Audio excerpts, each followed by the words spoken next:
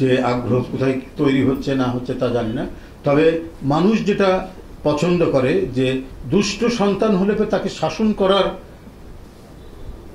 মানে কোন দৃষ্টান্ত আছে কিনা, সেই পরিবারই সবচাইতে একটি সমাজ বা একটি মহল্লায় বা সমাজের মধ্যে সবচাইতে অভিনন্দিত হয়। দেখা গেছে যে তার সন্তান যদি বিপদগামী হয় তাকে শায়েস্তা করছেন কিনা তার অভিভাবকরা, সেই পরিবারই সমাজের মধ্যে সবচাইতে সুনামধারী মানে পরিবার হয়। তো সেই ক্ষেত্রে বিএনপির যে দৃষ্টান্ত, আরও তো রাজনৈতিক দল আছে, তাদের কথাও আমরা শুনেছি নানাভাবে নানা জায়গায়, বহু হুমকি ধামকির কথাও আমরা শুনেছি, কিন্তু আমরা কিন্তু সেরকম উল্লেখযোগ্য দৃষ্টান্তমূলক কিছু দেখিনি। আমরা তো আরও অনেক কথাই শুনছি, নানা তদবির বাণিজ্য, নানা ধরনের কন্ট্রাক্টারি ঠিকাদারির সাথেও তো ইনভলভ রয়েছেন। আমরা ওই কথাগুলো এখানে বলতে চাই না, আমরা আমাদের কথা বলতে চাই।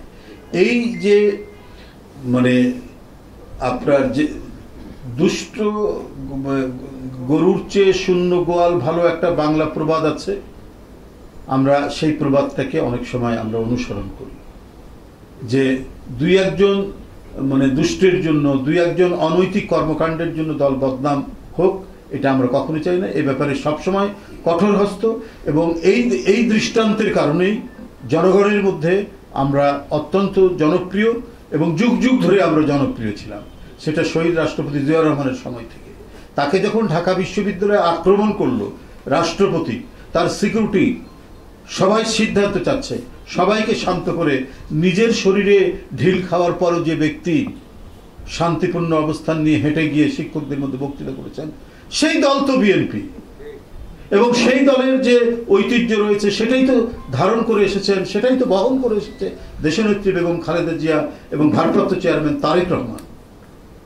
তো সেই ক্ষেত্রে তৃণমূল থেকে জাতীয় পর্যায় পর্যন্ত আমাদের যে সাংগঠনিক স্ট্রাকচার, হ্যাঁ সেখানে বিপদগামী দুই একজন থাকতে পারে, সেটার বিপদগামীকে আমরা প্রশ্রয় দিচ্ছি শামীম ওসমানের মতো বা নিজাম হাজারের মতো কিনা, সেটা তো আপনাদের দেখতে হবে। সেই প্রশ্রয় তো বিএনপি দেয়নি। এটাই তো বিএনপির গর্ব, যে কোনো ধরনের মাফিয়াতন্ত্রের জন্ম দেয়নি। একজন সন্ত্রাসী একজন একটা এলাকায় গডফাদারশিপ চালাবে আর তাকে পার্টি প্যাট্রোনাইজ করবে, এই দৃষ্টান্ত তো বিএনপির নাই বলেই বিএনপি জনপ্রিয়। এখানে আমি কারোর সাথে কম্পেয়ার করতে চাই না। আমরাও দেখছি মানুষের কি বলে যে তারা কিভাবে রেটিংটা করছেন, তারা কি করছেন না করছেন আমরাও জানি। অবাধ সুষ্ঠু নির্বাচন হোক না কেন, দেখেন যে মানুষ কার পক্ষে। আমরা চাই হ্যাঁ সাধারণ মানুষ যাকেই ভোট দিবে তারাই নির্বাচিত হবে, কিন্তু আপনার ফলাফলটা দেখবেন যে আমাদের যে পদক্ষেপগুলো, আমরা যে সাংগঠনিক ব্যবস্থাগুলোর কারণে জনগণ আমাদেরকে কিভাবে গ্রহণ করছে সেটা আপনারা তখনই দেখতে পাবেন। ধন্যবাদ। হ্যাঁ এই প্রসঙ্গে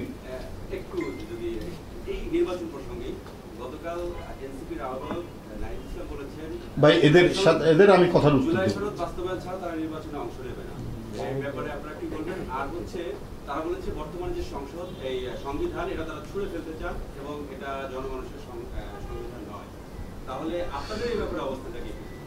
আমাদের অবস্থান এটাকে সুস্পষ্টভাবেই বলেছি, কোনো কিছু ছুঁড়ে ফেলা আর কোনো কিছু ইয়ে করার মধ্যে কিছু নাই, মানে মাটি চাপা দেওয়ার মধ্যে কিছু নাই। সংবিধান হচ্ছে একটি জাতির আত্মজীবনী। সংবিধান সংশোধনের মাধ্যমে ধারাবাহিকভাবে এর মধ্যে অনেক কিছু সংযোজিত হয়, অনেক কিছু বাদ যায়। এটা হচ্ছে মানে গণতান্ত্রিক প্রক্রিয়ায় সংবিধানের ধারাবাহিকতা।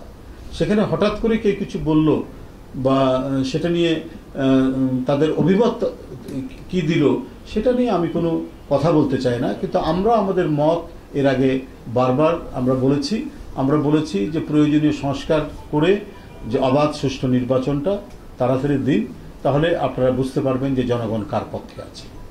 ধন্যবাদ।